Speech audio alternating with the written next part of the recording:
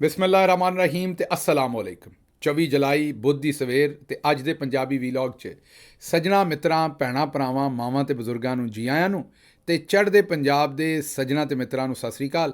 ਪਹਿਲਾਂ ਚੇਤੇ ਕਰਾਈਏ ਕਿ ਸੋਸ਼ਲ ਮੀਡੀਆ ਫਾਇਰਵਾਲ ਨੂੰ ਨਾਕਾਮ ਬਣਾਉਣ ਵਾਸਤੇ ਇੱਕ ਤੇ ਇਸ ਚੈਨਲ ਨੂੰ ਸਬਸਕ੍ਰਾਈਬ ਕਰੋ ਜੇ ਹਾਲੇ ਤੱਕ ਨਹੀਂ ਕੀਤਾ। ਵੀਲੌਗ ਵੇਖਣ ਤੋਂ ਬਾਅਦ ਇਹਨੂੰ ਲਾਈਕ ਕਰੋ, ਇੱਥੇ ਕਮੈਂਟ ਜ਼ਰੂਰ ਕਰੋ, ਹੋ ਸਕੇ ਤੇ ਇਹਦੇ ਲਿੰਕ ਨੂੰ WhatsApp ਤੇ ਦੂਜੇ ਸੋਸ਼ਲ ਮੀਡੀਆ ਤੇ ਸ਼ੇਅਰ ਕਰੋ। ਅੱਜ ਦੀਆਂ ਗੱਲਾਂ ਤੇ ਚਾਨਣ ਪਾਉਂਦੇ ਹਾਂ। ਅੱਜ ਦੀ ਜਿਹੜੀ ਪਹਿਲੀ ਖਬਰ ਤੁਹਾਡੇ ਸਾਹਮਣੇ ਰੱਖਣੀ ਹੈ ਕਿ ਬਿਜਲੀ ਦੇ ਜਿਹੜੇ ਬਿੱਲ ਨੇ ਉਹਨਾਂ ਨੇ ਵਕਤ ਕੁਝ ਬਹੁਤਾ ਪਾ ਦਿੱਤਾ ਹੈ।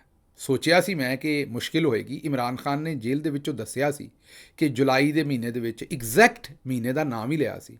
ਇਮਰਾਨ ਖਾਨ ਨੇ ਅੱਜ ਤੋਂ 6 ਮਹੀਨੇ ਪਹਿਲਾਂ, ਤਕਰੀਬਨ 5-6 ਮਹੀਨੇ ਪਹਿਲਾਂ ਜਾਂ ਸ਼ਾਇਦ 7 ਮਹੀਨੇ ਪਹਿਲਾਂ ਜੇਲ੍ਹ ਦੇ ਵਿੱਚੋਂ ਆਖਿਆ ਸੀ ਕਿ ਜੁਲਾਈ ਦੇ ਮਹੀਨੇ 'ਚ ਆਵਾਮ ਦੇ ਕੋਲੋਂ ਬਰਦਾਸ਼ਤ ਨਹੀਂ ਹੋਣੀ ਜਿਹੜੇ ਇਹਨਾਂ ਬਿਜਲੀ ਦੇ ਬਿੱਲ ਲੈਣੇ ਨੇ। ਮੈਨੂੰ ਵੀ ਲੱਗਾ ਸੀ ਕਿ ਮੁਸ਼ਕਿਲ ਹੋਏਗੀ, ਪਰ ਏਡੀ ਮੁਸ਼ਕਿਲ ਹੋਏਗੀ ਇਹ ਸਮਝ ਨਹੀਂ ਸੀ ਆਈ। ਅੱਜ ਦੀ ਜਿਹੜੀ ਖਬਰ ਤੁਹਾਡੇ ਸਾਹਮਣੇ ਰੱਖਣੀ, ਫੁਟੇਜ ਤਾਂ ਤੁਹਾਨੂੰ ਵਿਖਾ ਨਹੀਂ ਸਕਦੇ। ਬਿਜਲੀ ਦਾ ਬਿੱਲ ਬਹੁਤਾ ਆਇਆ ਅਤੇ ਗੁਜਰਾਂਵਾਲੇ ਦੇ ਵਿੱਚ ਇੱਕ ਭਰਾ ਨੇ ਦੂਜੇ ਨੂੰ ਛੁਰੀਆਂ ਮਾਰ ਕੇ ਮਾਰ ਛੱਡਿਆ। ਦੂਸਰੇ ਪਾਸੇ ਅਸੀਂ ਤੁਹਾਨੂੰ ਕੱਲ੍ਹ ਪਰਸੋਂ ਹੀ ਦੱਸਿਆ ਸੀ ਅਜੇ ਕਿ ਇਹ ਰੋਜ਼ ਹੀ ਖਬਰਾਂ ਆ ਰਹੀਆਂ ਨੇ, ਰੋਜ਼ ਤੁਹਾਨੂੰ ਦੱਸ ਨਹੀਂ ਪਾਉਂਦੇ ਕਿਉਂਕਿ ਜ਼ਾਹਿਰ ਹੈ ਤੁਹਾਨੂੰ ਡਿਪਰੈਸ ਨਹੀਂ ਕਰਨਾ ਚਾਹੁੰਦੇ, ਰੋਜ਼ ਇੱਕੋ ਜਿਹੀਆਂ ਖਬਰਾਂ ਨਹੀਂ ਦੇਣਾ ਚਾਹੁੰਦੇ। ਮੰਡੀ ਬਹਾਉਦੀਨ ਦੇ ਵਿੱਚ 37 ਸਾਲਾ 6 ਬੱਚਿਆਂ ਦੇ ਪਿਓ ਨੇ ਬਿੱਲ ਨਾ ਦੇਣ ਦੀ ਵਜ੍ਹਾ ਤੋਂ ਜ਼ਹਿਰ ਦੀਆਂ ਗੋਲੀਆਂ ਖਾ ਕੇ ਆਪਣੇ ਆਪ ਨੂੰ ਮਾਰ ਮੁਕਾਇਆ ਸੀ।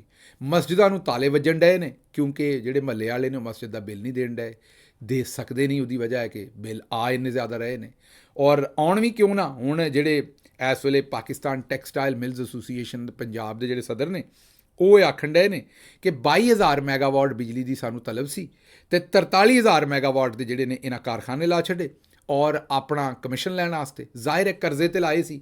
22,000 ਸਾਨੂੰ ਲੋੜ ਸੀ ਅਤੇ ਆਪੇ ਹੀ ਸੋਚੋ ਵੀ ਤੁਹਾਨੂੰ 6 ਮੀਟਰ ਕੱਪੜੇ ਦੀ ਲੋੜ ਹੈ ਅਤੇ ਤੁਸੀਂ ਜਾ ਉੱਥੋਂ ਕਿਸੇ ਜਗ੍ਹਾ ਤੋਂ ਚੌਗਣਾ ਕੱਪੜਾ ਖਰੀਦ ਲਓ ਅਤੇ ਉਹਦੇ ਫਿਰ ਪੈਸੇ ਕਿੰਨੇ ਦੇਣੇ ਨੇ? ਕਰਜ਼ੇ 'ਤੇ ਉਹ ਵੀ ਲਵੋ ਅਤੇ ਉਹ 22,000 ਵੀ ਕਰਜ਼ੇ 'ਤੇ ਲੈਣੇ ਸਨ, ਉਹਨੂੰ ਵਾਪਸ ਕਰਨਾ ਸੀ। ਲੋੜ ਸਾਨੂੰ 22,000 ਦੀ ਸੀ ਅਤੇ ਪਲਾਂਟ ਅਸੀਂ ਲਾਤੇ ਨੇ 44,000 ਦੇ। ਹੁਣ 22,000 ਜਿਹੜੀ ਹੈ ਉਹ ਅਸੀਂ ਸਰਦੀਆਂ 'ਚ ਉਹ ਵੀ ਨਹੀਂ ਇਸਤੇਮਾਲ ਕਰਦੇ, ਸਰਦੀਆਂ 'ਚ ਹੋਰ ਘੱਟ ਇਸਤੇਮਾਲ ਕਰਦੇ ਅਤੇ ਲੇਕਿਨ ਪੈਸੇ ਸਾਨੂੰ ਪੂਰੇ 43,000 ਦੇ ਦੇਣੇ ਪੈਂਦੇ ਨੇ। ਇਹ ਹੁਣ ਤੁਸੀਂ ਆਪ ਅਕਲ ਦੇ ਹਿਸਾਬ ਨਾਲ ਸੋਚ ਲਓ ਵੀ ਇਹ ਕਿੱਥੋਂ ਦੀ ਅਕਲ ਹੈ। ਸਿਰਫ ਆਪਣਾ ਕਮਿਸ਼ਨ ਲੈਣ ਵਾਸਤੇ ਵੀ ਜਿੰਨੇ ਬਹੁਤੇ ਲੱਗਣਗੇ ਉਹਨਾਂ ਕਮਿਸ਼ਨ ਹੋਏਗਾ। ਵਿੱਚੋਂ ਬਹੁਤ ਸਾਰਿਆਂ ਦੇ ਵਿੱਚ ਇਹ ਬਦਰੰਗੀ ਤੌਰ 'ਤੇ, 2 ਨੰਬਰੀ ਤੌਰ ਦੇ ਉੱਤੇ ਮਲਕੀਅਤ ਵੀ ਇਹਨਾਂ ਦੀ ਹੋਣੀ ਹੈ।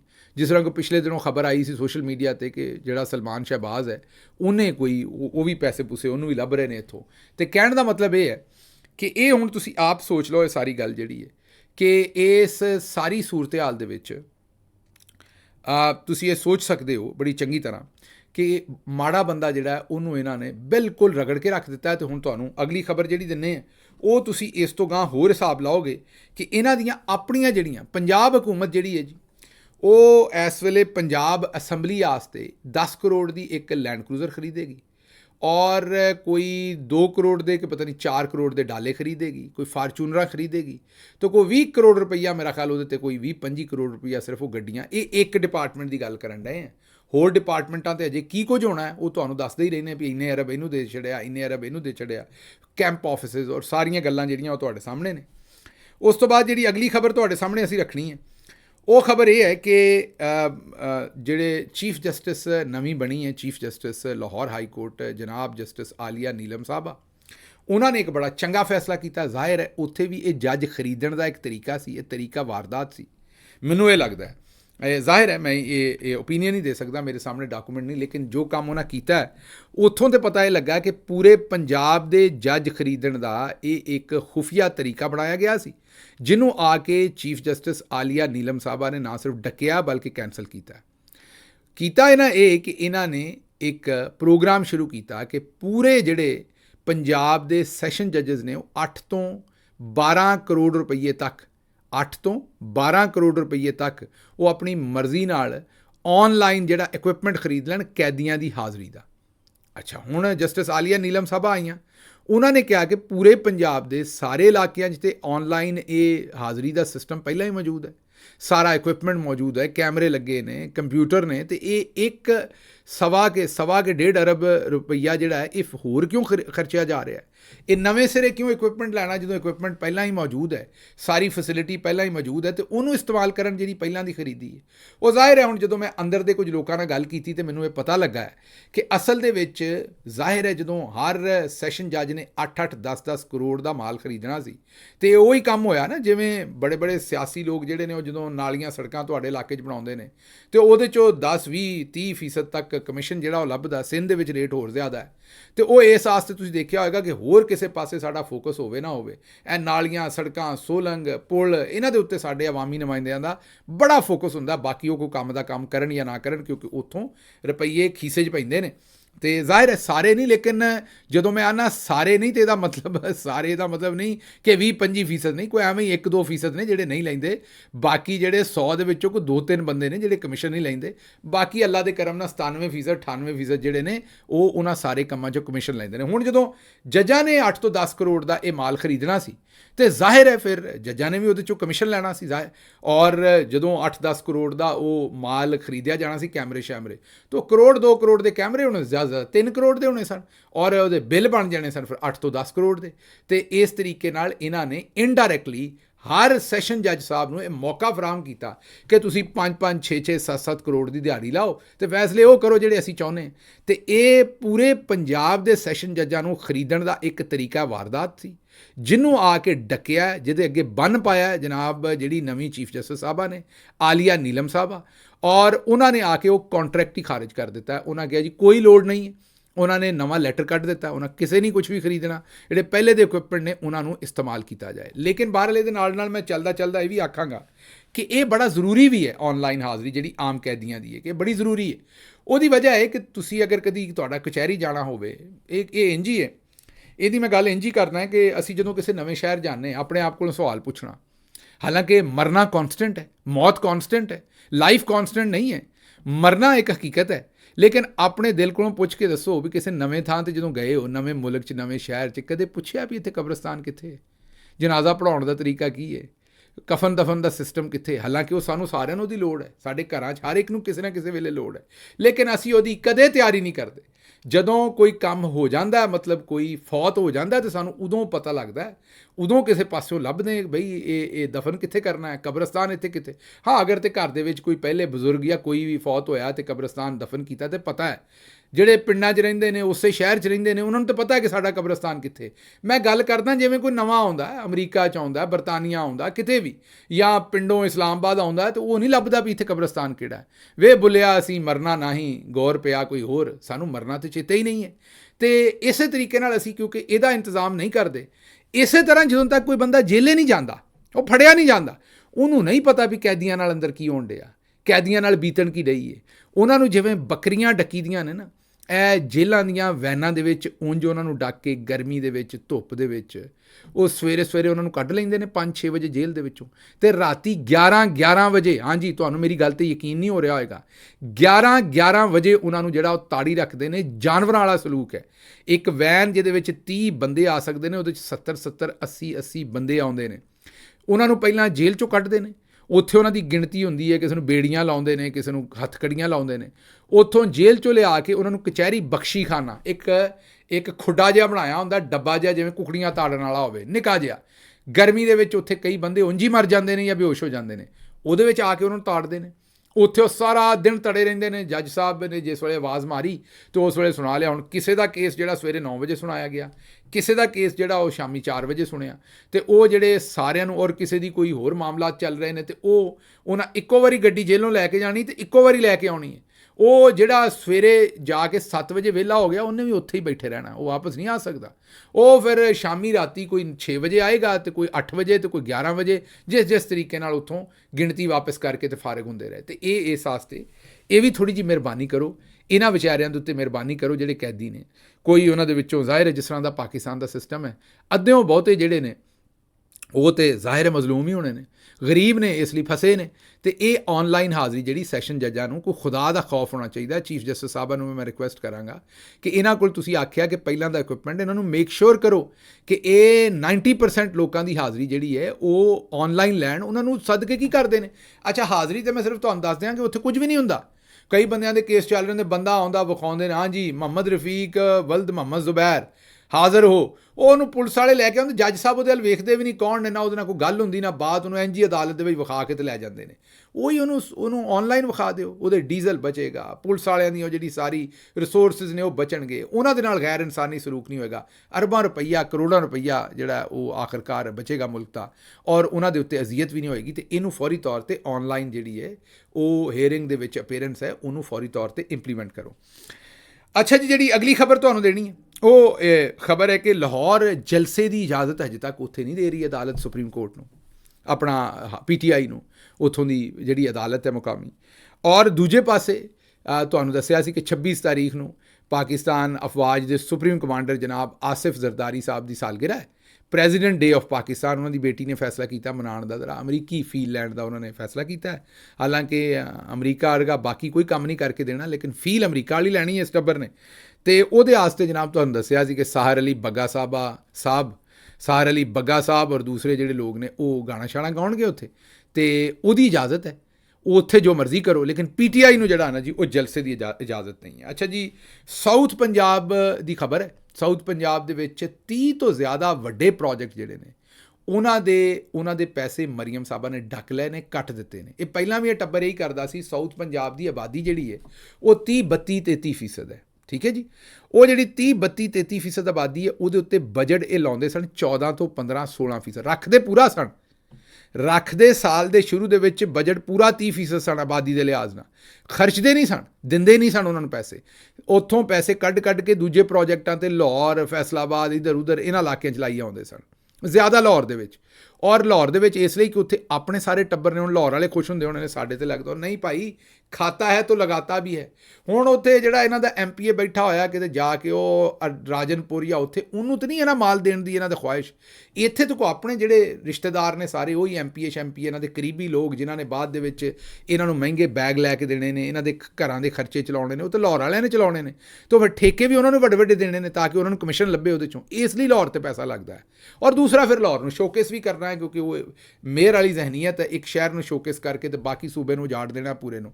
ਇਹ 14-15% ਉੱਥੇ ਬਜਟ ਲਾਉਂਦੇ ਸਨ। ਇਸੇ ਤੋਂ ਤੁਸੀਂ ਸਾਊਥ ਪੰਜਾਬ ਜਾ ਕੇ ਵੇਖੋ ਤਾਂ ਉਹ ਇੰਝ ਲੱਗਦਾ ਕਿਸੇ ਹੋਰ ਸੂਬੇ ਦਾ ਇਲਾਕਾ ਹੈ। ਲੇਕਿਨ PTI ਨੇ ਇਸ ਚੀਜ਼ ਨੂੰ ਬਰਾਬਰ ਕੀਤਾ, ਕੋਸ਼ਿਸ਼ ਕੀਤੀ ਕਿ 30% ਆਬਾਦੀ ਨੂੰ 33% ਬਜਟ ਦਿੱਤਾ, ਔਰ ਲਾਇਆ ਵੀ, ਉਹਨੂੰ ਲੌਕ ਵੀ ਕੀਤਾ। ਇਹ ਵੀ ਆਖਿਆ ਵੀ ਇੱਧਰੋਂ ਇੱਧਰ ਨਹੀਂ ਆਏਗਾ। ਹੁਣ ਇਹਨਾਂ ਨੇ ਜਿਹੜੇ 30 ਮਨਸੂਬੇ ਇਹਨਾਂ 'ਚੋਂ ਪੈਸੇ ਖੋਹ ਲਏ ਨੇ, ਔਰ ਉਹ ਮਨਸੂਬੇ 70% ਮੁਕੰਮਲ ਹੋਏ ਨੇ। ਉਹ ਪ੍ਰੋਜੈਕਟ ਹੁਣ ਉੱਜੜ ਜਾਣਗੇ, ਲੇਕਿਨ ਬਾਜੀ ਮਰੀਮ ਜਿਹੜੀ ਹੈ ਉਹਨੇ ਜਿਹੜੇ ਪ੍ਰੋਜੈਕਟ ਕਰਨੇ ਨੇ, ਉਹ ਮੈਂ ਹੁਣ ਤੁਹਾਨੂੰ ਅਗਲੀ ਇਹ ਵੀਡੀਓ ਵਿਖਾ ਦਿੰਦਾ, ਵੇਖੋ ਜ਼ਰਾ। ਇਹ ਬਾਜੀ ਮਰੀਮ ਸਾਹਿਬਾ ਨੇ ਇਹ ਸੜਕ ਬਣਵਾਈ ਹੈ। ਹੁਣ ਤੁਹਾਨੂੰ ਪਤਾ ਹੀ ਹੈ ਕਿ ਸੜਕ ਬਣਵਾਉਣ ਵਾਸਤੇ ਪਹਿਲਾਂ ਮਿੱਟੀ ਨੂੰ ਪੱਧਰ ਕੀਤਾ ਜਾਂਦਾ ਹੈ, ਉਹਨੂੰ ਪੋਲਾ ਕੀਤਾ ਜਾਂਦਾ ਹੈ, ਫਿਰ ਉਹਦੇ ਉੱਤੇ ਰੋਲਰ ਚਲਾ ਕੇ ਉਹਨੂੰ ਸਖਤ ਕੀਤਾ ਜਾਂਦਾ ਹੈ, ਫਿਰ ਬਜਰੀ ਸ਼ਜਰੀ ਪਾਈ ਜਾਂਦੀ, ਬਜਰੀ ਦੀਆਂ ਕਈ ਲੇਅਰਸ ਹੁੰਦੀਆਂ ਨੇ, ਫਿਰ ਉਹਨਾਂ ਨੂੰ ਦਬਾਇਆ ਜਾਂਦਾ ਹੈ ਤਾਂ ਕਿ ਉਹ ਬੈਠੇ ਨਾ ਬਾਅਦ ਦੇ ਵਿੱਚ, ਫਿਰ ਜਾ ਕੇ ਉੱਤੇ ਕਿਤੇ ਕਈ ਕੁਝ ਕਰਕੇ ਉੱਤੇ ਜਾ ਕੇ ਫਿਰ ਲੁੱਕ ਪਾਈ ਜਾਂਦੀ ਹੈ, ਤਾਰਕੂਲ ਜਿਹਨੂੰ ਆਖਦੇ। ਇਹ ਜ਼ਰਾ ਵੀਡੀਓ ਵੇਖੋ ਤਾਂ ਤੁਹਾਨੂੰ ਆਪ ਸਮਝ ਆ ਜਾਏ ਵੀ ਇਹੋ ਜਿਹੀਆਂ ਸੜਕਾਂ ਬਾਜੀ ਮਰੀਮ ਬਣਵਾ ਰਹੀ ਹੈ। ਅਤੇ ਅੱਗੋਂ ਤੁਸੀਂ ਵੇਖ ਲਓ, ਇਹ ਪੈਸੇ ਪੂਰੇ ਨੇ ਅਤੇ ਕੰਮ 10% ਹੈ, 10 ਵੀ ਨਹੀਂ ਸ਼ਾਇਦ 5% ਹੈ। ਅਤੇ ਮੈਂ ਹੁਣ ਇਹ ਕੀ ਆਖਾਂ ਇਸ ਗੱਲ ਦੇ ਉੱਤੇ ਕਿ ਬਸ ਦੁੱਧ ਥੱਲੇ ਕੋਈ ਨਹੀਂ, ਮਲਾਈ ਵਿਖਾ ਰਹੇ ਨੇ। ਅਤੇ ਸਾਧੂਆਂ ਨੂੰ ਕੀ ਸਵਾਦਾਂ ਨਾਲ ਸਣੇ ਮਲਾਈ ਆਉਣ ਦਿਓ, ਇਹ ਵੀ ਕੋਈ ਖਾ ਗਿਆ ਸਾਰੇ ਪੈਸੇ।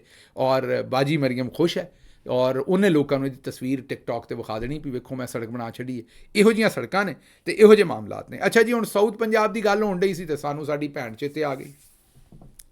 ਸਾਡੀ ਭੈਣ ਮਾਇਜ਼ਾ ਬਿਮਾਰ ਰਹਿੰਦੀ ਹੈ, ਖੰਘ ਸ਼ੰਘ ਰਹਿੰਦੀ ਹੈ ਬੜੀ ਜ਼ਿਆਦਾ। ਮਾਇਜ਼ਾ ਭੈਣ ਸਾਡੀ ਨੂੰ ਖੰਘ ਰਹਿੰਦੀ ਹੈ ਅਤੇ ਉਸ ਵਜ੍ਹਾ ਤੋਂ ਦਵਾਈ ਦਾਰੂ ਵੀ ਲੈਣਾ ਪੈਂਦਾ। ਇਸ ਵਜ੍ਹਾ ਤੋਂ ਤੁਹਾਨੂੰ ਥੋੜ੍ਹੀ ਜਿਹੀ ਨਾ ਸੁਸਤ ਸਾਡੀ ਭੈਣ ਨਜ਼ਰ ਆਉਂਦੀ ਹੈ। ਅਤੇ ਇਹ ਹੁਣ ਮੇਰਾ ਮਤਲਬ ਕਹਿਣ ਦਾ ਹੈ ਕਿ ਇਹਨਾਂ ਨੂੰ ਕਈ ਵਾਰੀ ਸਮਝ ਨਹੀਂ ਆਉਂਦੀ ਕਿ ਇਹ ਜਿਹੜੇ ਬਾਹਰ ਦੇ ਮੀਡੀਆ ਨੇ, ਇਹ ਉੱਥੇ ਕੋਈ ਸਾਡੇ, ਮੇਰਾ ਮਤਲਬ ਹੈ ਹਰ ਥਾਂ ਦੇ ਉੱਤੇ ਮੁਨੀਫ ਫਾਰੂਕ ਸਾਹਿਬ ਤਾਂ ਨਹੀਂ ਬੈਠੇ ਹੋਏ ਨਾ, ਹਰ ਥਾਂ 'ਤੇ ਕਾਮਰਾਨ ਸ਼ਾਹਿਦ ਸਾਹਿਬ ਸਾਡੇ ਦੋਸਤ ਨਹੀਂ ਬੈਠੇ ਹੋਏ, ਹਰ ਥਾਂ ਦੇ ਉੱਤੇ ਲੌਂਡਾ ਲਪਾੜਾ ਜੀ ਨਹੀਂ ਬੈਠੇ ਹੋਏ ਜਿਨ੍ਹਾਂ ਨੂੰ ਬਾਜੀ ਨੇ ਆਖਣਾ ਕਾਟ ਦੋ ਇਸੇ ਬੇਟਾ ਕਾਟ ਦੋ ਇਸੇ। ਔਰ ਜੁੱਤੀ ਦੀ ਨੋਕ ਵੀ ਬਾਜੀ ਨੇ ਲੌਂਡੇ ਲਪਾੜੇ ਵਾਲ ਨੂੰ ਕੀਤੀ ਹੋਣੀ, ਔਰ ਲੌਂਡਾ ਲਪਾੜਾ ਜੀ ਨੇ ਉਹਨੂੰ ਕੱਟ ਦੇਣਾ, ਔਰ ਬਾਅਦ ਦੇ ਵਿੱਚ ਸਾਨੂੰ ਦੱਸਣਾ ਕਿਸੇ ਦਾ ਬਾਪ ਮੁਝੇ ਨਹੀਂ ਬਤਾ ਸਕਤਾ और कि मैंने क्या काटना है और क्या चलाना है। तो कहने का मतलब है कि इन्हों लगा कि बाहर दे भी पहले चेते करो, एक बारी इसाक डार साहब भी चले गए सन हाट टॉक दे विच, ते फिर उन्हों का जो हॉट डॉग बनया सी, वो तुहानूं पता ही है। हुण साडी भैन मायज़ा हमीद नूं पता नहीं की सुझी, वो सीधी जाके एक अंग्रेज़ी के प्रोग्राम दे विच अंग्रेज़ एंकर के सामने बह गई। तो बस फिर मैं की आखां, फिर मलिया मेटी हो गई साडी भैन। ਫਿਰ ਉਹ ਕੰਮ ਹੋਇਆ ਕਿ ਬਸ ਉਹ ਸ਼ੁਕਰ ਹੈ ਕਿਤੇ ਜਿੱਥੇ ਇੰਟਰਵਿਊ ਦੇਣ ਡਈ ਸੀ ਉੱਥੇ ਕਿਤੇ ਕੋਈ ਚਿੜੀਆਂ ਕవ్ਵੇ ਨਹੀਂ ਸੀ ਹੈਗੇ, ਕੋਈ ਕਾਂ ਸ਼ਾਂ ਨਹੀਂ ਸੀ ਹੈਗੇ, ਉਹਨਾਂ ਆ ਕੇ ਬਹਿ ਜਾਣਾ ਸੀ ਜਿੰਨੀ ਵਾਰੀ ਆ ਕੀਤਾ ਹੈ ਕਿ ਹਾਂ ਜੀ ਬਾਜੀ ਪਤਾ ਨਹੀਂ ਸਾਨੂੰ ਦਾਣਾ ਦੇਣ ਡਈ। ਇਹ ਜ਼ਰਾ ਸੁਣੋ ਤੇ ਚਸਕਾ ਲਵੋ। 9th May happened where PTI started this destruction of institutions physically. You know, Maisa, the problem is the courts themselves are now siding with Imran Khan. He's had a number of your cases against him now overturned, and it almost seems that the government is trying to present this case that it's going to save the Pakistani people from themselves, given that so many of them support Imran Khan, and the PMLN seems to think that his party, the PTI, is destroying the democracy and therefore the country. Yet the courts and all of his supporters continue to disagree. See, the most popular way of coming into power, or the most if you want to define a popularity, I think in democracy it comes through elections. It comes through votes. ਸੁਣ ਲਿਆ ਜੇ, ਇੱਕ ਤੇ ਪੜ੍ਹੇ ਲਿਖੇ ਨਹੀਂ, ਦੂਜੀ ਇਹ ਕੋਸ਼ਿਸ਼ ਨਹੀਂ ਕਰਦੇ ਵੀ ਮੇਰੀ ਭੈਣ ਤੂੰ ਕਿਸੇ ਕੋਈ ਪੰਜਾਬੀ ਚੈਨਲ ਤੇ ਜਾ ਕੇ ਬਹਿ, ਕਿਸੇ ਆਪਣਾ ਮੇਰਾ ਦੇਸੀ ਸਾਖਤਾ ਦੇ ਗਰੀਦਾ ਫਰੂਕੀ ਸ਼ਰੂਕੀ ਵਰਗੇ ਜਿਹੜੇ ਤੇਰੇ ਕੋਲ ਲਿਖ ਕੇ ਸਵਾਲ ਜਵਾਬ ਕਰ ਲੈਣ, ਮੇਰਾ ਮਤਲਬ ਜਿਹੜੇ ਤੁਹਾਡੇ ਆਪਣੇ ਐਂਕਰ ਰੱਖੇ ਨੇ ਘਰ ਦੇ, ਉਹਨਾਂ ਦੇ ਨਾਲ ਬਹਿ ਕੇ ਕੰਮ ਕਰੋ। ਮੇਰਾ ਮਤਲਬ ਹੁਣ ਦੂਜੇ ਉਹ ਵੀ ਸਿੱਧਾ ਹੀ ਜਾ ਗੋਰੀ ਦੇ ਸਾਹਮਣੇ ਬੈਠੀ ਹੈ ਅਤੇ ਉਸ ਤੋਂ ਬਾਅਦ ਫਿਰ ਜੋ ਹੋਇਆ ਉਹ ਚਿਰਾਗਾਂ ਦੇ ਵਿੱਚ ਰੌਸ਼ਨੀ ਕਿਹਾ, ਮੈਨੂੰ ਲੱਗਦਾ ਚਿਰਾਗ ਹੀ ਉਲਟੇ ਹੋ ਗਏ ਨੇ, ਅਤੇ ਇਹ ਤੁਹਾਡੇ ਸਾਹਮਣੇ ਰੱਖਣੀ ਸੀ। ਅੱਛਾ, ਆਖਰ 'ਤੇ ਤੁਹਾਡੇ ਸਾਹਮਣੇ ਅਸੀਂ ਅੱਜ ਇੱਕ ਗੁਰੂ ਔਰ ਚੇਲੇ ਦਾ ਇੱਕ ਪੂਰਾ ਜਿਹੜਾ ਹੈ ਨਾ ਉਹ ਬਹਿਸ ਵਵਾਸਾ ਰੱਖਣਾ। ਇਹ ਜਿਹੜੀ SIFC ਬਣੀ ਹੈ ਕਿ SIFC ਦੇ ਵਿੱਚ ਰੁਪਈਏ ਪੈਸੇ ਨਹੀਂ ਆਉਣ ਡਏ, ਜ਼ਾਹਿਰ ਹੈ ਕੋਸ਼ਿਸ਼ ਕੀਤੀ ਸੀ ਵੀ $100 ਅਰਬ ਆਉਣਾ ਹੈ, ਉਹ ਨਹੀਂ ਆਇਆ, ਅਤੇ ਹੁਣ ਫਿਰ SIFC ਦੀ ਨਾਕਾਮੀ ਨੂੰ ਪੂਰਾ ਕਿਵੇਂ ਕਰਨਾ, ਉਹ ਅਸੀਂ ਇੱਕ ਗੁਰੂ ਔਰ ਚੇਲੇ ਦਾ ਮੁਕਾਲਮਾ ਮੇਰੀ ਟੀਮ ਨੇ ਬਣਾਇਆ, ਉਹ ਤੁਹਾਡੇ ਸਾਹਮਣੇ ਰੱਖਦੇ। ਲੇਕਿਨ ਉਸ ਤੋਂ ਪਹਿਲਾਂ ਕੁਇਕਲੀ 2-3 ਖਬਰਾਂ ਤੁਹਾਨੂੰ ਦੇ ਦਈਏ ਜਿਹੜੀਆਂ ਰਹਿ ਗਈਆਂ ਨੇ। ਉਹ ਖਬਰ ਇਹ ਹੈ ਕਿ ਜੀ ਇੱਕ ਤੇ ਕਿ ਇਸ ਵੇਲੇ ਡੰਟੋਨਿਕ ਨੇ ਆਖਿਆ ਕਿ ਇਮਰਾਨ ਖਾਨ ਜਿਹੜਾ ਨਾ, ਉਹ ਮੈਂ ਕੱਲ੍ਹ ਤੁਹਾਡੇ ਨਾਲ ਵਾਅਦਾ ਕੀਤਾ ਸੀ ਦੱਸਾਂਗਾ ਵੀ ਇਮਰਾਨ ਖਾਨ ਕੀ ਖਾਂਦਾ ਹੈ। ਫਵਾਦ ਚੌਧਰੀ ਸਾਹਿਬ ਦਾ ਵੀ ਇੱਕ ਇੰਟਰਵਿਊ ਸੀ, ਉਹਦੇ 'ਚ ਲੌਂਡਾ ਲਪਾੜਾ ਜੀ ਨੇ ਵੀ ਇੱਕ ਬਲੈਂਕਟ ਸਟੇਟਮੈਂਟ ਦਿੱਤੀ ਕਿ ਇਮਰਾਨ ਖਾਨ ਸਾਹਿਬ ਤੋਂ ਖਾਤੇ ਬਹੁਤ ਹੈ। ਇਹ ਇੱਕ ਅਮੂਮੀ ਤਜਜ਼ੀਆ ਹੈ ਕਿ ਜੀ ਉਹ ਬੜਾ ਖਾਣਾ ਖਾਂਦੇ ਨੇ। ਵੇਖੋ ਮੈਂ ਤੁਹਾਨੂੰ ਥੋੜ੍ਹਾ ਦੱਸ ਰਿਹਾ, being as chief of staff, ਜ਼ਾਹਿਰ ਹੈ ਮੈਂ ਜ਼ਿੰਮੇਦਾਰ ਸਾਂ ਜਿਸ ਵੇਲੇ ਵੀ ਉਹ ਬਾਹਰ ਹੁੰਦੇ ਸਨ, ਘਰੋਂ ਬਾਹਰ ਜਾਈਦਾ ਸੀ, ਘਰ ਦੇ ਵਿੱਚ ਵੀ ਜ਼ਾਹਿਰ ਹੈ ਰਾਤ ਦਾ ਖਾਣਾ ਤਾਂ ਆਪਣੇ ਘਰ ਖਾਂਦੇ ਸਨ, ਦਿਨੇ ਤਾਂ ਸਾਰਾ ਦਿਨ ਆਫਿਸ ਹੁੰਦੇ ਸਨ, ਅਤੇ ਉਹ ਸਾਰਾ ਕੁਝ ਸਿਕਿਉਰਿਟੀ ਵਾਈਜ਼ ਉਹ ਖਾਣਾ ਉਹਨਾਂ ਨੂੰ ਠੀਕ ਮਿਲੇ, ਉਹਦੇ ਵਿੱਚ ਕੋਈ ਸ਼ੈ ਨਾ ਪਾ ਕੇ ਦਿੱਤੀ ਜਾਏ, ਸਾਰਾ ਚੀਫ ਆਫ ਸਟਾਫ ਨੇ ਵੇਖਣਾ। ਅਤੇ ਮੈਨੂੰ ਤਾਂ ਨਾਲ ਰਹਿੰਦਿਆਂ ਹੋਇਆ ਪਤਾ ਵੀ ਉਹ ਕੀ ਖਾਂਦੇ ਨੇ ਅਤੇ ਕੀ ਪੀਂਦੇ ਨੇ। ਇਮਰਾਨ ਖਾਨ ਸਾਹਿਬ ਜਦੋਂ ਤੱਕ ਤੇ ਕ੍ਰਿਕਟ ਖੇਡਦੇ ਰਹੇ ਨੇ ਔਰ ਉਸ ਤੋਂ ਬਾਅਦ ਬੜੀ ਕਸਰਤ ਦੇ ਨਾਲ ਆਪਣੀ ਵਰਜ਼ਿਸ਼ ਕਰਦੇ ਰਹੇ ਨੇ 2-2 ਘੰਟੇ ਦਿਨ ਦੇ ਵਿੱਚ, ਉਸ ਵੇਲੇ ਉਹ ਇੱਕ ਐਥਲੀਟ ਤਰ੍ਹਾਂ ਖਾਂਦੇ ਸਨ। ਅਤੇ ਤੁਹਾਨੂੰ ਸਾਰਿਆਂ ਨੂੰ ਪਤਾ ਕਿ ਐਥਲੀਟ ਦੀ ਖੁਰਾਕ ਥੋੜ੍ਹੀ ਜਿਹੀ ਆਮ ਬੰਦੇ ਨਾਲੋਂ ਜ਼ਿਆਦਾ ਹੁੰਦੀ ਹੈ, ਲੇਕਿਨ ਉਦੋਂ ਵੀ ਉਹ ਹੈਲਦੀ ਖਾਂਦੇ ਸਨ। ਆਮ ਬੰਦੇ ਨਾਲ ਜ਼ਿਆਦਾ ਮਤਲਬ ਇਹ ਨਹੀਂ ਕਿ ਉਹ ਜੋ ਨਵਾਜ਼ ਸ਼ਰੀਫ ਸਾਹਿਬ ਕਰਦੇ ਨੇ ਉਹ ਕਰਦੇ ਸਨ, ਵਰਨਾ ਤੁਹਾਨੂੰ ਹਾਲਤ ਦੋਵਾਂ ਦੀ ਨਜ਼ਰ ਆ ਹੀ ਜਾਂਦੀ ਹੈ। ਲੇਕਿਨ ਹੁਣ ਮੈਂ ਤੁਹਾਨੂੰ ਵਾਜ਼ੇ ਤੌਰ 'ਤੇ ਦੱਸ ਸਕਦਾ ਕਿ ਪ੍ਰਾਈਮ ਮਿਨਿਸਟਰ ਜਦੋਂ ਦੇ ਉਹ ਬਣੇ ਨੇ, ਜ਼ਾਹਿਰ ਐਕਸਰਸਾਈਜ਼ ਉਹ ਨਹੀਂ ਸੀ ਕਰ ਸਕਦੇ, ਵਕਤ ਨਹੀਂ ਸੀ ਲੱਭਦਾ ਉਹਨਾਂ ਨੂੰ, ਅੱਧਾ ਘੰਟਾ, ਪੌਣਾ ਘੰਟਾ ਐਕਸਰਸਾਈਜ਼ ਦਾ ਜ਼ਿਆਦਾ ਟਾਈਮ ਲੱਭਦਾ ਸੀ। ਫਿਰ ਉਹਨਾਂ ਨੇ ਇੱਕ ਵਾਰੀ ਮੈਨੂੰ ਦੱਸਿਆ ਕਿ ਹੁਣ ਮੈਂ ਸ਼ਾਮੀ ਰਾਤ ਨੂੰ ਘਰ ਜਾ ਕੇ ਐਕਸਰਸਾਈਜ਼ ਕਰਦਾ। ਮੈਂ ਪੁੱਛਿਆ ਜੀ ਉਹ ਕਿਉਂ, ਜਦੋਂ ਅਸੀਂ ਪ੍ਰਾਈਮ ਮਿਨਿਸਟਰ ਹਾਊਸ 'ਚ, ਮੈਂ ਉਦੋਂ ਦੀ ਗੱਲ ਦੱਸਣ ਡਿਆ। ਉਹਨਾਂ ਨੇ ਕਿਹਾ ਕਿ ਸ਼ਹਿਬਾਜ਼ ਮਸਲਾ ਹੈ ਕਿ ਜਦੋਂ ਮੈਂ ਸੁਬਹ ਘੰਟਾ 1.5 ਘੰਟਾ ਐਕਸਰਸਾਈਜ਼ ਕਰਨਾ ਅਤੇ ਫਿਰ ਮੈਂ ਜਦੋਂ ਆ ਕੇ ਪ੍ਰਾਈਮ ਮਿਨਿਸਟਰ ਆਫਿਸ ਕੰਮ ਕਰਨਾ ਸ਼ੁਰੂ ਕਰਦਾ ਅਤੇ ਆਫਟਰ ਸਮ ਆਵਰਸ ਜ਼ਾਹਿਰ ਹੈ ਮੇਰੀ ਪ੍ਰੋਡਕਟੀਵਿਟੀ ਉਹ ਨਹੀਂ ਰਹਿ ਜਾਂਦੀ, ਕਿਉਂਕਿ ਤੁਸੀਂ ਜ਼ਾਹਿਰ ਹੈ ਵਰਕਆਊਟ ਕੀਤਾ ਮੋਰਨਿੰਗ 'ਚ, ਆਪਣੇ ਆਪ ਨੂੰ ਥਕਾਇਆ ਤੁਸੀਂ, ਔਰ ਉਹ ਬੜਾ ਐਕਸਟੈਂਸਿਵ ਵਰਕਆਊਟ ਕਰਦੇ ਨੇ, ਨਾਰਮਲ ਨਹੀਂ ਕਰਦੇ। ਔਰ ਉਸ ਤਰ੍ਹਾਂ ਦੇ ਵਰਕਆਊਟ ਤੋਂ ਬਾਅਦ ਲੋਕ ਥੋੜ੍ਹੀ ਬਹੁਤ ਰੈਸਟ ਵੀ ਕਰਦੇ ਨੇ। ਜਿਹੜੇ ਲੋਕ ਵਰਕਆਊਟ ਕਰਦੇ ਨੇ ਉਹ ਤੁਹਾਨੂੰ ਦੱਸਣਗੇ ਕਿ ਉਸ ਤਰ੍ਹਾਂ ਦੇ ਐਕਸਟੈਂਸਿਵ ਵਰਕਆਊਟ ਤੋਂ ਬਾਅਦ ਬੇਸ਼ੱਕ ਅੱਧੇ ਘੰਟੇ ਦੀ ਰੈਸਟ ਹੋਵੇ ਉਹ ਕਰਦੇ ਨੇ। ਉਹਨਾਂ ਕੋਲ ਤਾਂ ਵਕਤ ਨਹੀਂ ਹੁੰਦਾ ਉਹਦਾ, ਉਹ ਤਾਂ ਫੌਰੀ ਫਿਰ ਆਪਣਾ ਹੁੰਦਾ ਸੀ। ਅਤੇ ਉਹ ਮੈਨੂੰ ਦੱਸਦੇ ਸਨ ਕਿ ਮੈਂ ਸ਼ਾਮੀ ਕਰਦਾ। ਫਿਰ ਜ਼ਾਹਿਰ ਹੈ ਸ਼ਾਮ ਨੂੰ ਪੂਰੇ ਦਿਨ ਦਾ ਪ੍ਰਾਈਮ ਮਿਨਿਸਟਰ ਆਫਿਸ ਦੇ ਵਿੱਚੋਂ ਬੰਦਾ 8-9-10 ਵਜੇ ਘਰ ਪੜੇ, ਅਤੇ ਫਿਰ ਉਸ ਵੇਲੇ ਕੀ ਐਕਸਰਸਾਈਜ਼ ਕਰਨੀ ਅਤੇ ਰੋਟੀ ਖਾਣੀ ਅਤੇ ਸੌਣਾ, ਅਤੇ ਫਿਰ ਅਗਲੇ ਦਿਨ ਤੋਂ ਅਕਸਰ ਐਕਸਰਸਾਈਜ਼ ਫਿਰ ਰਹਿ ਜਾਂਦੀ ਸੀ। ਅਤੇ ਉਹ ਜਦੋਂ ਦੇ ਪ੍ਰਾਈਮ ਮਿਨਿਸਟਰ ਬਣੇ ਨੇ ਉਹ ਬੜਾ ਹੀ ਥੋੜ੍ਹਾ ਖਾਂਦੇ ਨੇ। ਮਾਰਨਿੰਗ ਦੇ ਵਿੱਚ ਥੋੜ੍ਹਾ ਬਹੁਤ ਕੋਈ ਯੋਗਰਟ ਲੈ ਲਿਆ ਅਤੇ ਨਾਲ ਕੋਈ ਫਰੂਟ ਲੈ ਲਿਆ ਹਲਕਾ ਫੁਲਕਾ। ਉਸ ਤੋਂ ਬਾਅਦ ਦੁਪਹਿਰ ਦੇ ਵੇਲੇ ਉਹ ਲੰਚ ਨਹੀਂ ਸੀ ਕਰਦੇ। ਪ੍ਰਾਈਮ ਮਿਨਿਸਟਰ ਆਫਿਸ ਦੇ ਵਿੱਚ ਥੋੜ੍ਹਾ ਜਿਹਾ ਦਹੀਂ ਖਾ ਲੈਂਦੇ ਸਨ, ਕੋਈ ਨਟਸ ਲੈ ਲੈਂਦੇ ਸਨ, ਉਹ ਵੀ ਸਾਡੇ ਪਿੰਡਾਂ ਵਾਲਿਆਂ ਤਰ੍ਹਾਂ ਨਹੀਂ ਕਿ ਮੁੱਠਾਂ ਦੀਆਂ ਮੁੱਠਾਂ, ਮਤਲਬ ਕੋਈ 10-12 ਬਦਾਮ ਹੋਣਗੇ ਜ਼ਿਆਦਾ, ਉਹ ਲੈ ਲੈਂਦੇ ਸਨ ਉਹ ਦਹੀਂ ਦੇ ਨਾਲ। ਇਹ ਉਹਨਾਂ ਦਾ ਲੰਚ ਹੁੰਦਾ ਸੀ। ਔਰ ਰਾਤੀ ਜਾ ਕੇ ਉਹ ਇੱਕ ਖਾਣਾ ਖਾਂਦੇ ਸਨ, ਔਰ ਉਹ ਵੀ ਬਹੁਤ ਹੀ ਲਿਮਿਟਡ। ਜ਼ਿਆਦਾ ਬ੍ਰੈਡ ਨਹੀਂ, ਕੋਈ ਥੋੜ੍ਹਾ ਬਹੁਤ ਉਹਦੇ ਵਿੱਚ ਪ੍ਰੋਟੀਨ ਲੈ ਲਈ, ਨਾਲ ਸੈਲਡ ਲੈ ਲਿਆ, ਬਹੁਤ ਹੀ ਲਿਮਿਟਡ ਛੋਟਾ ਪੋਰਸ਼ਨ ਉਹ ਖਾਂਦੇ ਸਨ ਰਾਤ ਨੂੰ ਵੀ, ਕਿਉਂਕਿ ਉਸ ਤੋਂ ਬਾਅਦ ਜ਼ਾਹਿਰ ਹੈ ਉਹ ਸੌਣਾ ਹੈ ਅਤੇ ਸਵੇਰੇ ਉੱਠਣਾ ਹੈ। ਅਤੇ ਇੱਕ ਆਮ ਬੰਦਾ ਜੋ ਮੈਂ ਖਾਂਦਾ ਜਾਂ ਤੁਸੀਂ ਖਾਂਦੇ ਹੋ ਉਸ ਤੋਂ ਵੀ ਅੱਧਾ ਖਾਂਦੇ ਨੇ ਇਮਰਾਨ ਖਾਨ ਸਾਹਿਬ। ਅਤੇ ਇਹ ਜਿਹੜਾ ਉਹਨਾਂ ਦੇ ਬਾਰੇ ਇੱਕ ਅਮੂਮੀ ਗੱਲ ਬਣਾਈ, ਬੜਾ ਖਾਂਦੇ ਨੇ ਉਹ, ਬੜਾ ਖਾਂਦੇ ਨੇ, ਇਹ ਬਿਲਕੁਲ ਬਕਵਾਸ ਗੱਲ ਹੈ। ਇਹ ਜ਼ਾਹਿਰ ਹੈ ਜਿਸ ਵੇਲੇ ਉਹ ਐਥਲੀਟ ਸਨ ਔਰ ਬਹੁਤ ਐਕਸਰਸਾਈਜ਼ ਕਰਦੇ ਰਹੇ ਹੋਣੇ ਨੇ, ਉਦੋਂ ਖਾ ਸਕਦੇ ਹੋਣੇ। ਹੁਣ ਫੋਰ ਐਗਜ਼ਾਮਪਲ ਉਹ ਆਪਣੀ ਸਟੇਕ ਜਿਹੜੀ ਹੈ, ਮੈਂ ਤੁਹਾਨੂੰ ਸਿਰਫ ਦੱਸ ਦਿਆਂ, ਤੁਹਾਡੇ ਚੋਂ ਜਿਹੜੇ ਬਾਹਰ ਰਹਿੰਦੇ ਨੇ ਲੋਕ ਜਾਂ ਸ਼ਹਿਰਾਂ 'ਚ ਰਹਿੰਦੇ ਨੇ ਉਹ ਸਮਝਦੇ ਨੇ, ਪਿੰਡਾਂ ਵਾਲਿਆਂ ਵਾਸਤੇ ਇਹੀ ਦੱਸਦੇ ਹਾਂ ਵੀ ਸਟੇਕ ਜਿਹੜਾ ਉਹ ਜ਼ਰਾ ਇੱਕ ਵੈਸੇ ਤਾਂ ਉਹ ਬੜੇ ਗੋਸ਼ਤ ਦਾ ਪੀਸ ਹੁੰਦਾ, ਲੇਕਿਨ ਹੁਣ ਜ਼ਾਹਿਰ ਹੈ ਚਿਕਨ ਦਾ ਵੀ ਔਰ ਦੂਸਰਾ ਵੀ ਮਟਨ ਦਾ ਵੀ ਬਣਦਾ ਹੈ, ਲੇਕਿਨ ਉਹਦਾ ਸਟੇਕ ਹੈ ਇੱਕ ਥੋੜ੍ਹਾ ਜਿਹਾ ਮੋਟਾ ਐਡਾ ਟੁਕੜਾ ਜਿਹੜਾ ਨਾ ਗੋਸ਼ਤ ਦਾ, ਉਹਨੂੰ ਸਟੇਕ ਆਖਦੇ ਨੇ ਅੰਗਰੇਜ਼ੀ 'ਚ। ਅਤੇ ਇਹ ਅਮਰੀਕਾ ਵਾਲੇ, ਆਸਟ੍ਰੇਲੀਆ ਵਾਲੇ ਬੜਾ ਖਾਂਦੇ ਨੇ, ਕਿਉਂਕਿ ਐਗਰੇਰੀਅਨ ਇਕੋਨਮੀਜ਼ ਰਹੀ ਨੇ ਇੱਥੇ, ਬੀਫ ਸ਼ੀਫ ਖਾ ਕੇ ਨਾ ਵਾਹੀ ਬੀਜੀ ਕਰਨੀ ਹੁੰਦੀ ਸੀ, ਅਤੇ ਇਹ ਉਹ ਖਾਂਦੇ ਨੇ। ਅਤੇ ਵੈਸੇ ਵੀ ਬੀਫ ਲਵਰ ਨੇ ਕੰਟਰੀਜ਼, ਵੱਡਾ ਗੋਸ਼ਤ ਨੂੰ ਅਸੀਂ ਆਨੇ। ਅਤੇ ਇਮਰਾਨ ਖਾਨ ਸਾਹਿਬ ਕਦੇ ਕਦਾਈ, ਰੋਜ਼ ਨਹੀਂ, ਕਿਤੇ 15 ਦਿਨ ਬਾਅਦ ਕਦੇ ਕਦਾਈ ਜਿਸ ਵੇਲੇ ਸਟੇਕ ਖਾਂਦੇ ਨੇ ਤਾਂ ਉਹ ਵੀ ਪੂਰੀ ਨਹੀਂ ਖ਼ਤਮ ਕਰਦੇ ਉਸ ਵੇਲੇ ਡਿਨਰ ਦੇ ਵਿੱਚ, ਔਰ ਮਿੱਠੇ ਨੂੰ ਬਿਲਕੁਲ ਪਰਹੇਜ਼ ਕਰਦੇ ਨੇ, ਨਹੀਂ ਖਾਂਦੇ, ਬਹੁਤ ਘੱਟ, ਮਤਲਬ ਕਿ ਥੋੜ੍ਹਾ ਖਾਂਦੇ ਨੇ ਅਗਰ ਉਹਨੂੰ ਟੇਸਟ ਵੀ ਕਰਨ 'ਤੇ। ਅਤੇ ਇਹ ਜਿਹੜਾ ਇੱਕ ਉਹਨਾਂ ਦੇ ਬਾਰੇ ਇੱਕ ਅਮੂਮੀ ਰਵੱਈਆ ਬਣਾ ਦਿੱਤਾ ਹੋਇਆ ਕਿ ਜੋ ਬੜਾ ਖਾਂਦੇ ਨੇ, ਬੜਾ ਖਾਂਦੇ ਨੇ, ਇਹ ਬਿਲਕੁਲ ਜ਼ਾਹਿਰ ਹੈ ਲੋਕਾਂ ਨੂੰ ਉਹਨਾਂ ਦੇ ਬਾਰੇ ਅਵੇਅਰਨੈਸ ਨਹੀਂ ਹੈਗੀ, ਅਤੇ ਉਹ ਲੋਕ ਇੱਕ ਪਰਸੈਪਸ਼ਨ ਫੈਲਾਉਂਦੇ ਨੇ। ਅਤੇ ਮੈਂ ਕਿਹਾ ਤੁਹਾਨੂੰ ਇੱਕ ਤਾਂ ਇਹ ਗੱਲ, ਕਿਉਂਕਿ ਡੰਟੋਨਿਕ ਨੇ ਆਖਿਆ ਸੀ ਕਿ ਲੱਖਾਂ ਰੁਪਈਆਂ ਦਾ ਖਾ ਜਾਂਦੇ ਨੇ, ਅਤੇ ਮੈਂ ਕਿਹਾ ਮੈਂ ਤੁਹਾਨੂੰ ਦੱਸਦੇ ਹਾਂ। ਅੱਛਾ ਜੀ, ਅਮਰੀਕੀ ਸਦਰ ਦੇ ਉੱਤੇ ਜਿਹੜਾ ਹਮਲਾ ਹੋਇਆ, ਉਸ ਹਮਲੇ ਤੋਂ ਬਾਅਦ ਜਿਹੜੇ ਮਾਮਲਾਤ ਬਣੇ ਉੱਥੇ, ਜਿਸ ਤਰੀਕੇ ਨਾਲ ਕੱਚਾ ਹੀ ਭੁੰਨ ਕੇ ਖਾ ਗਏ ਉੱਥੋਂ ਦੇ ਕਾਂਗਰਸ ਮੈਨ ਅਤੇ ਵੂਮਨ। ਸੀਕਰਟ ਸਰਵਿਸ ਦੀ ਜਿਹੜੀ ਚੀਫ ਸੀ, ਉਹਨੂੰ ਹੁਣ ਸੀਕਰਟ ਸਰਵਿਸ ਦੀ ਚੀਫ ਨੇ ਅਸਤੀਫਾ ਦੇ ਦਿੱਤਾ ਹੈ, ਔਰ ਜ਼ਾਹਿਰ ਹੈ ਉਹਦੀ ਹੁਣ ਇਨਕੁਆਇਰੀ ਵੀ ਹੋਏਗੀ, ਔਰ ਅਗਰ ਕੋਈ ਪ੍ਰੋਬਲਮ ਹੋਈ ਤਾਂ ਜ਼ਾਹਿਰ ਸਜ਼ਾਵਾਂ ਵੀ ਹੋਣਗੀਆਂ ਲੋਕਾਂ ਨੂੰ। ਇਹ ਜੇ ਜਮਹੂਰੀਅਤ ਦੀ ਮਜ਼ਬੂਤੀ। ਅਤੇ ਦੂਜੇ ਪਾਸੇ ਸਾਡੇ ਵਾਲੇ ਪਾਸੇ ਕੀ ਚੱਲਣ ਡਿਆ ਉਹ ਤੁਹਾਨੂੰ ਪਤਾ ਹੀ ਹੈ। ਅੱਛਾ ਜੀ, ਹੁਣ ਤੁਹਾਡੇ ਚਿੱਠੀ ਪੱਤਰ ਰੱਖਣੇ ਨੇ, ਲੇਕਿਨ ਇੱਕ ਅੱਧਾ ਰੱਖਾਂਗਾ ਕਿਉਂਕਿ ਤੁਹਾਨੂੰ ਅਹਿਮ ਗੁਰੂ ਚੇਲੇ ਦਾ ਜਿਹੜਾ ਮੈਂ ਉਹ ਅੱਜ ਅਸੀਂ ਪੈਕੇਜ ਵਿਖਾਉਣਾ ਤੁਹਾਨੂੰ। ਅਤੇ ਇੱਕ ਤਾਂ ਪੜ੍ਹੇ ਲਿਖੇ ਨਹੀਂ, ਪਹਿਲੀ ਕਾਸ਼ਿਫ ਅਸਲਮ ਸਾਹਿਬ ਆਉਂਦੇ ਨੇ, ਦੂਸਰੇ ਕੋਸ਼ਿਸ਼ ਨਹੀਂ ਕਰਦੇ, ਕਿਸੇ ਕੋਲੋਂ ਹਿਸਾਬ ਹੀ ਕਰਵਾ ਲੈਂਦੇ। ਅਗਰ $1200 10 ਲੱਖ ਬੰਦਾ ਕਮਾਵੇ ਅਤੇ ਇਹ 1 ਅਰਬ 20 ਕਰੋੜ ਡਾਲਰ ਬਣਦਾ ਹੈ। ਇਹ ਜਨਾਬ ਹੁਣ ਦੱਸੋ ਮੈਨੂੰ ਕਿ ਅਗਰ ਇਹ ਹੁੰਦਾ ਤਾਂ ਫਿਰ ਉਹਨਾਂ ਦਾ ਨਾਂ ਟਸੋਰੀ ਹੁੰਦਾ, ਉਹਨਾਂ ਦਾ ਨਾਂ ਟਪੋਰੀ ਨਾ ਹੁੰਦਾ, ਉਹਨਾਂ ਦਾ ਨਾਂ ਕਾਮਰਾਨ ਟਸੋਰੀ ਹੈ, ਅਤੇ ਫਿਰ ਇਹ ਹਿਸਾਬ ਤਾਂ ਇੰਝ ਹੀ ਕਰਨਾ। ਉਹਨਾਂ ਆਖਿਆ ਮੈਂ ਕੈਲਕੂਲੇਸ਼ਨ ਪੂਰੀ ਕਰ ਲਈ, 12 ਅਰਬ ਡਾਲਰ ਆ ਜਾਇਆ ਕਰੇਗਾ। ਅਤੇ ਡਾਕਟਰ ਸਾਹਿਬ ਕੀ IPP ਦੇ ਕੌਂਟਰੈਕਟ ਜਿਹੜੇ ਨੇ ਇਹ ਚੈਲੰਜ ਨਹੀਂ ਹੋ ਸਕਦੇ? ਗੌਰ ਹਯਾਤ ਖਾਨ ਸਾਹਿਬ ਬਿਲਕੁਲ ਹੋ ਸਕਦੇ ਨੇ ਜਨਾਬ, ਕਰਨ ਦੀ ਕੋਸ਼ਿਸ਼ ਵੀ ਕੀਤੀ ਸੀ ਔਰ ਕਾਫੀ ਹੱਦ ਤੱਕ ਕਰ ਵੀ ਲਏ ਸਨ ਇਮਰਾਨ ਖਾਨ ਨੇ, ਔਰ ਕੁਝ ਰੀਨੈਗੋਸ਼ੀਏਟ ਕਰਾ ਵੀ ਲਏ ਸਨ ਥੋੜ੍ਹੇ ਜਿਹੇ, ਲੇਕਿਨ ਫਿਰ ਵਿੱਚ ਬਾਜਵਾ ਸਾਹਿਬ ਆ ਗਏ। ਉਹਨਾਂ ਆਖਿਆ ਜੀ ਇਹ ਹੋ ਜਾਣਾ ਅਤੇ ਉਹ ਹੋ ਜਾਣਾ, ਪਿੱਛੇ ਤੇ ਹੀ ਖਲੋਤੇ ਨਾ ਸਾਰੇ, ਤੁਸੀਂ ਹੁਣ ਵੇਖ ਲਿਆ ਫਾਰਮ 47 ਵਾਲੇ, ਇਹਨਾਂ ਨੂੰ ਉਸ ਵੇਲੇ ਵੀ ਉਹ ਪ੍ਰੋਟੈਕਟ ਕਰ ਰਹੇ ਸਨ, ਇਹਨਾਂ ਦਾ ਹੀ ਮਾਲ ਪਾਣੀ ਸੀ। ਉਹਨਾਂ ਨੇ ਉਹ ਸਾਰਾ ਕੰਮ ਉਸ ਵੇਲੇ ਬੰਦ ਕਰਵਾ ਦਿੱਤਾ, ਔਰ ਬਹਾਨਾ ਕੀ ਇਸਤੇਮਾਲ ਕੀਤਾ? ਹੁਣ ਤੁਸੀਂ ਆਖੋਗੇ ਹਰ ਸ਼ੈ ਉਹਨਾਂ 'ਤੇ ਪਾ ਦਿਓ, ਗਿੱਲ ਸਾਹਿਬ ਪਾ ਦਿਓ ਹਰ ਸ਼ੈ ਉਹਨਾਂ 'ਤੇ, ਨਹੀਂ ਮੈਂ ਦੱਸਣਾ ਤੁਹਾਨੂੰ, ਬਹਾਨਾ ਇਸਤੇਮਾਲ ਕੀਤਾ। ਔਰ ਚੇਤਾ ਕਰੋ ਉਸ ਵੇਲੇ ਮੀਡੀਆ 'ਚ ਵੀ ਆਉਂਦਾ ਰਿਹਾ ਕਿ ਜੀ ਇਹ ਚਾਈਨਾ ਤੋਂ ਲੱਗੇ ਨੇ, ਚਾਈਨਾ ਦੀਆਂ ਕੰਪਨੀਆਂ ਨੇ ਲਾਏ ਨੇ, ਚਾਈਨਾ ਸਾਡਾ ਇੱਕੋ ਹੀ ਦੋਸਤ ਹੈ, ਚਾਈਨਾ ਨੂੰ ਕਰਪਟ ਆਖਾਂਗੇ, ਬਾਹਰ ਜਾ ਕੇ ਗੱਲ ਕਰਾਂਗੇ ਅਤੇ ਸਾਡੇ ਤਲਕਾਤ ਖਰਾਬ ਹੋ ਜਾਣਗੇ, ਇਸ ਲਈ ਇਸ ਗੱਲ ਨੂੰ ਪੀ ਜਾਓ, ਘੁੱਟ ਜਾਓ, ਇਹ ਹੁਣ ਇੰਝ ਹੀ ਹੈ, ਗਾਂ ਤੁਰੋ। ਇਹ ਕਹਿ ਕੇ ਮੁਲਕੀ ਸਲਾਮਤੀ, ਮੁਲਕ ਦਾ ਰਿਸ਼ਤਾ, ਇਹ ਕਹਿ ਕੇ ਜਨਾਬ ਸਾਨੂੰ ਉਸ ਵੇਲੇ ਕੰਮ ਨਹੀਂ ਕਰਨ ਦਿੱਤਾ। ਸਭ ਅਦਾਰਿਆਂ ਨੂੰ ਆਪਣੀ ਆਪਣੀ ਹਦੂਦ 'ਚ ਰਹਿਣਾ ਪਏਗਾ, ਫੇਰ ਹੀ ਮੁਲਕ ਤਰੱਕੀ ਕਰੇਗਾ। ਇਹ ਸ਼ਾਹਿਦ ਸ਼ਾਹ ਸਾਹਿਬ ਆਉਂਦੇ ਨੇ, ਬਿਲਕੁਲ ਠੀਕ ਕਹਿੰਦੇ ਹੋ। ਮੁਲਕ ਚੰਦੇਰ ਨਗਰੀ ਚੌਪਟ ਰਾਜ ਹੈ, ਅੱਲਾ ਅਦਲੀਆ ਨੂੰ ਹਦਾਇਤ ਫਰਮਾਏ, ਤਹਿਮੀਨਾ ਬੇਗਮ ਕਹਿੰਦੀਆਂ ਨੇ। ਬਿਲਕੁਲ ਜੀ, ਅਗਰ ਅਦਲੀਆ ਠੀਕ ਹੋਵੇ ਤਾਂ ਦੇਖੋ ਜਸਟਿਸ ਮੋਹਸਨ ਅਖਤਰ ਕਿਆਨੀ ਸਾਹਿਬ ਨੇ ਆਖਿਆ ਸੀ ਕਿ ਅਗਰ ਅਗਵਾਸ਼ੁਦਾ ਬੰਦਾ 3 ਦਿਨਾਂ ਦੇ ਵਿੱਚ ਵਾਪਸ ਨਾ ਆਇਆ ਤਾਂ ਮੈਂ IG ਦੇ ਉੱਤੇ ਪਰਚਾ ਦੇ ਦੇਣਾ।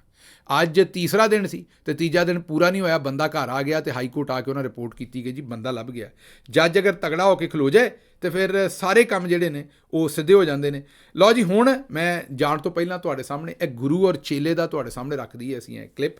ਇਹ ਸਾਡੀ ਟੀਮ ਨੇ ਬਣਾਇਆ, ਔਰ ਟੀਮ ਨੇ ਰਿਸਰਚ ਕਰਕੇ ਬਣਾਇਆ ਕਿ ਜੀ SIFC ਦੇ ਵਿੱਚ 100 ਅਰਬ ਰੁਪਈਆ ਆਉਣਾ ਸੀ, ਡਾਲਰ, ਰੁਪਈਆ ਕਹਿ ਦਿੱਤਾ, 100 ਅਰਬ ਡਾਲਰ, 25 ਇੱਥੋਂ, ਉਹ ਤਾਂ $1 ਨਾ ਆਇਆ ਹਜੇ ਤੱਕ। ਹੁਣ SIFC ਜਿਹੜੀ ਉਹ ਨਾਕਾਮ ਹੋਣ ਡਈ, ਉਹਨੇ ਕੋਈ ਪਰਫਾਰਮ ਨਹੀਂ ਕੀਤਾ, ਉਹਦੇ ਖਰਚੇ ਵੱਧ ਗਏ ਨੇ, ਉਹਨੂੰ ਅਲੱਗ ਡਿਵੀਜ਼ਨ ਵੀ ਬਣਾ ਦਿੱਤਾ, ਉੱਥੇ ਹੁਣ ਅਲੱਗ ਲਟਰਮ ਪਟਰਮ ਖਰਚੇ ਵੀ ਹੋਣਗੇ। ਕਿਸੇ ਦਿਨ ਫਿਰ ਉੱਤੇ ਡਿਟੇਲ ਨਾਲ ਗੱਲ ਕਰਾਂਗੇ, ਲੇਕਿਨ ਅੱਜ ਤੁਹਾਨੂੰ ਇੱਕ ਕਲਿੱਪ ਸੁਣਾਈਏ ਕਿ ਹੁਣ SIFC ਨੂੰ ਕਾਮਯਾਬ ਅਸੀਂ ਕਿਵੇਂ ਕਰਨਾ, ਉਹਦਾ ਅਸੀਂ ਹੱਲ ਕੀ ਕੱਢਿਆ, ਇਹ ਸੁਣੋ। गुरु और चेले का मुकाबला। चेला: सर, किसी तरह से भी SIFC की तिजोरी में कोई दिरहम, कोई डॉलर नहीं आ रहा, 1000 जतन करके देख लिए, अब फिर क्या करें? गुरु: सोशल मीडिया के लड़कों को पकड़कर फेंटा लगाओ। चेला: सर, लड़कों को पकड़कर इनकी ट्यूनिंग की है, लेकिन पैसे फिर भी नहीं आए। गुरु, फिर ऐसा करो, लड़कियों को भी पकड़ लो, उन्हें भी अंदर बंद कर दो, इनके घरों पर छापे मारकर फर्नीचर तोड़ दो, खौफ व हरास फैलाओ। चेला, सर वो भी करके देख लिया, फिर भी कुछ नहीं हुआ। मजे की बात बताऊं, बहुत सारी लड़कियां लड़के निकले। गुरु, अच्छा, फिर ट्विटर की तरह फेसबुक और यूट्यूब को भी बंद कर देते हैं, ना रहेगा बांस ना बजेगी बांसुरी। चेला, सर माजरत के साथ इससे मजीद नुकसान होगा, बहुत सारे लोग इससे रोजी कमा रहे हैं, डॉलर्स मुल्क में ला रहे हैं, वो भी रुक जाएंगे। गुरु, तो फिर हम क्या करेंगे? SIFC की तिजोरी डॉलरों से भर जाए, दिरहमों से लबालब हो जाए। चेला, सर मुझे सवाए सियासी इस्तेहकाम पैदा करने के कोई दूसरा रास्ता नजर नहीं आ रहा। पैसे सिर्फ तब आएंगे जब फॉर्म 45 वाले आएंगे। इन फॉर्म 47 वालों ने तो हमें भी जलीलो रुस्वा कर दिया है। सर माजरत के साथ, वैसे भी हमारा काम तिजोरियां खाली करना है, भरना नहीं। तिजोरियां अब खाली हो चुकी हैं, इसलिए आए नीमे नीमे होकर निकल चलें। गुरु, अच्छा चलो फिर चलिए। ਸੁਣ ਲਿਆ ਜੇ ਤਜਜ਼ੀਆ ਮੇਰਾ ਇੱਥੇ ਕੋਈ ਨਹੀਂ, ਮੈਨੂੰ ਦਿਓ ਇਜਾਜ਼ਤ ਤੇ ਰੱਬ ਰੱਖ।